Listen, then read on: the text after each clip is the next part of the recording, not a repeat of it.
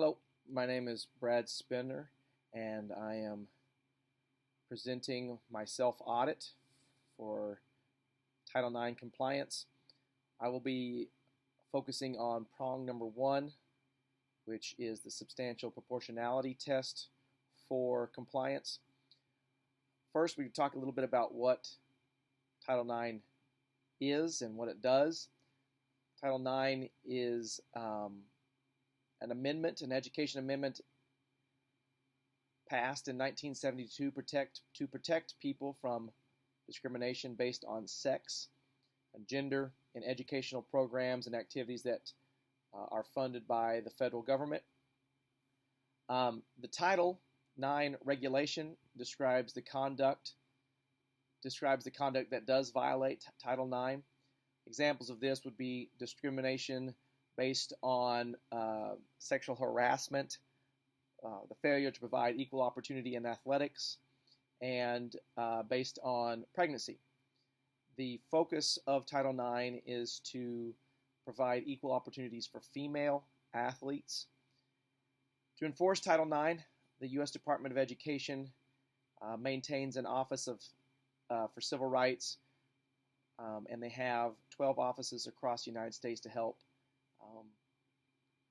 regulate these Title IX compliance issues. We're going to be talking about a self-audit. What is a self-audit? A self-audit is an in-depth analysis of the inner workings of sports programs to ensure that female athletes are receiving equal treatment. It's used to identify areas where a school needs to improve, an institution needs to improve in accommodating female athletes.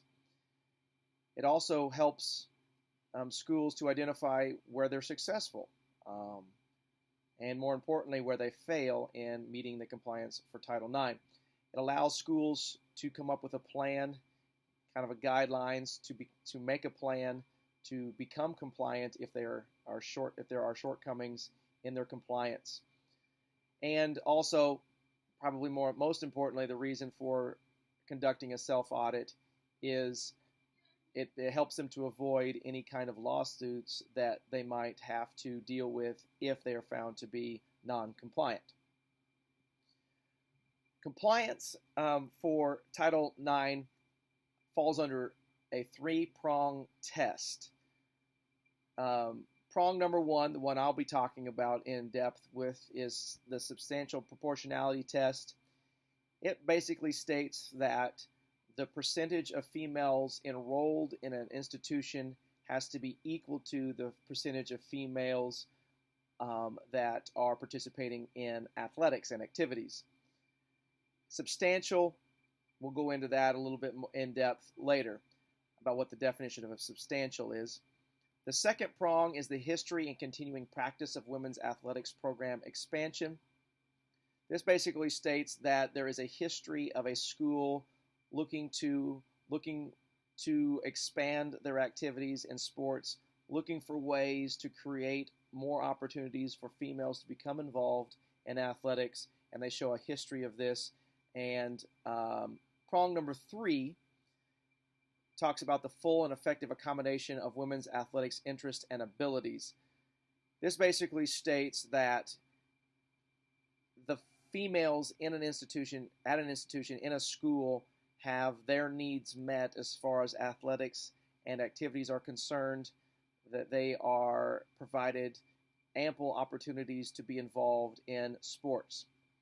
Now, for a school to be considered compliant, Title IX compliant, they only have to meet one of the 3 prongs. As long as one of them is met, they are considered to be Title IX compliant, and there would be no reason for investigation and lawsuit. As I said earlier, I will be investigating the first prong number 1, the substantial proportionality.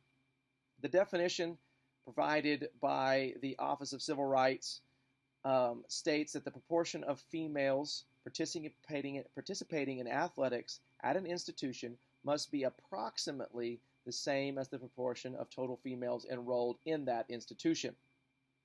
Now, the definition of approximately has not been clearly defined by the language of Title IX, nor the Office of Civil Rights, nor any court case that has been ruled on dealing with Title IX. So the idea of substantial is a gray area. Several court cases have hinted that maybe 5% is an acceptable variance from the total number of females enrolled to the percentage of females participating in athletics. But 5% doesn't mean, it means you're compliant, but it doesn't mean that you shouldn't keep your eyes open. There's a red flag attached to that 5%. The school that I chose to do my self-audit at is the school that I work for. I'm a teacher at Lafayette High School, and I chose to audit Lafayette High School and determine if they are compliant with prong number 1, the substantial proportionality test. A little background informational overview of Lafayette High School. The location is in St. Joseph, Missouri. Our mascot's the Fighting Irish. Next year will be our 100th year of existence. It was founded in 1917. With the founding of the high school, there were 2 sports, football and boys basketball, that were included as beginning programs along with the fledgling high school. Today, 100 years later, there is an equal number of opportunities for girls and boys to participate in sports. There are 9 girls sports and 9 boys sports that Lafayette offers for student athletes to participate in. I denoted some of the sports with an asterisk because there has been some crossover. For example, cheerleading is a predominantly girls sport, but there have been boys that have participated in cheerleading as well. Football and wrestling on the boys' side are predominantly male sports, but there has been girls. We had a kicker a couple years ago who was a female, and just last year we had a wrestler who was female. So there are some crossover between the sports, but predominantly girls or predominantly boys sports. The Missouri State High School Activities Association offers several sports that are sponsored by MISHA, and swimming is the only one that Lafayette does not offer that is sanctioned by the State Activities Association. In 2000, Lafayette High School started a girls soccer program, and that was the last new sport to be added to the Lafayette High School athletics program. Now, to get into the actual numbers of substantial proportionality, the first thing we have to look at is the total number or total percent of females enrolled at Lafayette. Lafayette has a total of 720 students. 369 of those are females, which give the females the majority of the students at Lafayette at 51.25%.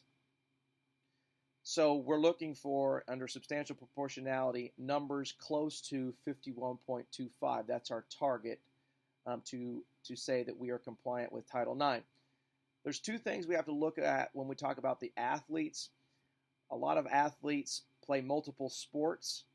So we're going to look at just the total number of female athletes, and then we're going to look at the total number of opportunities offered to female athletes.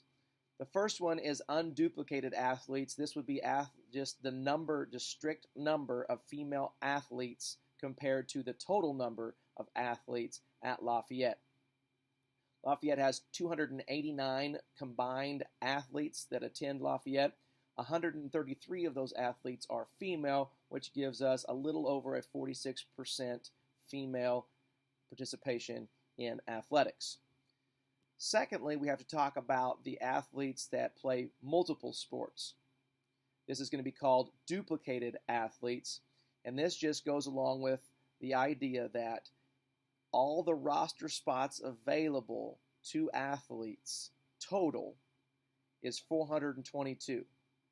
197 of those total roster spots available are occupied by females, which gives us a slightly higher percentage of 46.68%, almost 47% female participation among multi-sport athletes, among all roster spots available.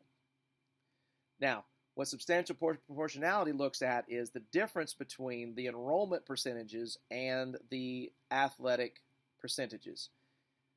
The variance between the unduplicated athletes, the number of female athletes in the school, is a little more than 5% below the percent of enrollment.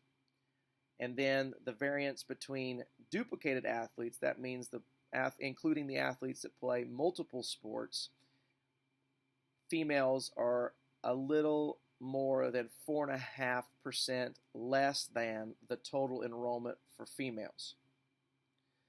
Next, I'm going to show you just the raw data behind that. There's not a lot of information to be gathered from this other than just the raw data, the raw numbers behind the percentages. And as you can tell, if you look closely, you could see that the actual number between multi-sport athletes among boys and girls is virtually identical. And the girls have a slight edge for athletes who participate in 3 or more sports. So the girls, the females athletes, are really busy. They participate in several sports. After looking at the numbers, the analysis, over half of the Lafayette's enrollment is female, 51.25%, but less than half are athletes, which resulted in a variance of 5.23% below the total enrollment, below the strict proportionality. Fortunately enough, though, it's substantial proportionality and not strict proportionality. Also, females make up less than half of all opportunities afforded. So all the roster spots that are available to athletes, females make up less than half of that percent also, at 46.68. This results in a variance of 4.75% below the strict proportionality. Now, after this analysis of the numbers, looking at the numbers, we have to make a decision. I have to make a decision on whether or not Lafayette would be compliant with Title IX mandates. Because both the unduplicated female athletes and the duplicated athletes are right around 5% below the total female enrollment percentages, we would probably say that Lafayette is compliant. But we would want to keep an eye on these numbers to make sure that we don't fall much farther below that where we are currently at, because then we're getting into a dangerous territory and falling and becoming uncompliant with Title IX. Because participation varies from year to year among sports, the Title IX law understands this and allows for wiggle room, which is why that substantial proportionality hasn't been strictly defined as a specific number. So because we're within 5%, Lafayette was within 5% of the total female enrollment, we shouldn't worry too much about being uncompliant unless these numbers stay consistently low, consistently around these numbers. Then we might want to talk about doing things to help us become more compliant. And one of the things that Lafayette could consider to become more compliant is offering a girls swimming team, strictly girls swimming team. Now, Lafayette does not have the facilities to practice swimming in our building. However, another school in St. Joseph, Central High School, does offer a swimming team, and they practice at the YMCA, the local YMCA, so that would be an option if there is female interest in being a part of the swimming team. And that would be one way to boost the female numbers to get closer to equal with the total female enrollment at Lafayette High School. Thank you very much for listening. Have a great day.